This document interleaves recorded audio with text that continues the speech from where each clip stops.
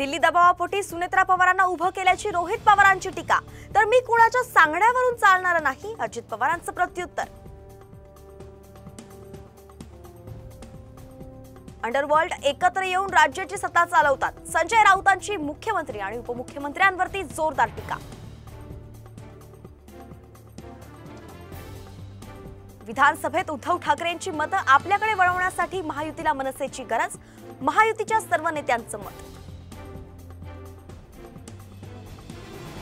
अजित पवार अर्थमंत्री आहेत तोपर्यंत ते शक्तीपीठ महामार्ग होऊ देणार नाहीत, हसन मुश्रीफांचं वक्तव्य।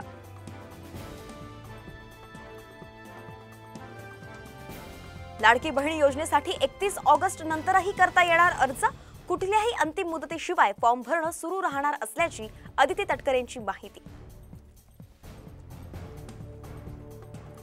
राज्यातील 35 लाख विद्यार्थ्यांनी गणवेशाविना साजरा केला स्वातंत्र्य दिन, सरकारची मोफत गणवेशाची घोषणा केवळ कागदावरच।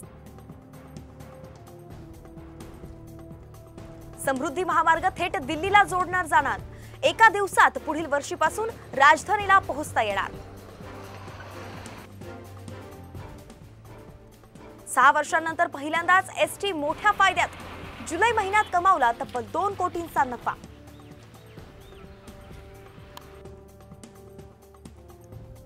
पिंपरी चिंचवड महापालिकेचे आयुक्त शेखर सिंग यांची गाडी फोडली, रमाबाई आवास योजनेत घर न मिळाल्यानं आणि टपरीवरील अतिक्रमणामुळे संतप्त अंध व्यक्तीने केली तोडफोड। बिहार केरळ नंतर ओडिशा सरकारनं जारी केली 1 दिवसाची मासिक पाळी रजा, सरकारी आणि खासगी क्षेत्रामधील काम करणाऱ्या महिलांना दिलासा। एसबीआयचा कर्जाचा हप्ता आजपासून वाढला, सलग 3ऱ्या महिन्यात एसबीआयच्या एमसीएलआर मध्ये वाढ, एमसीएलआर 9% वरून 9.10%।